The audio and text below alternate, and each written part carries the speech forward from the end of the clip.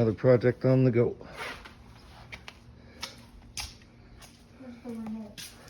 Yeah, give me a second. We're doing the whole fender.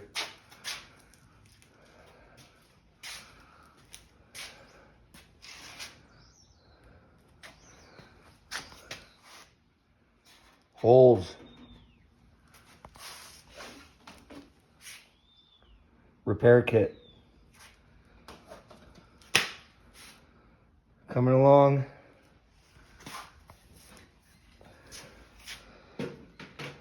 I use this to seize the rust in its place so it doesn't spread.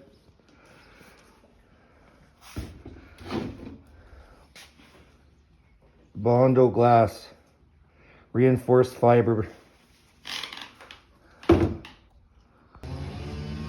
Okay, so we got the fender pretty much done. Need some cleaning up to do around it there, but you know what? For the most part, this came out pretty freaking good. I mean, there's a little bit of imperfections, but very minimal. Pretty happy. Now we're gonna tackle this part right here. We're gonna do all this bottom crap.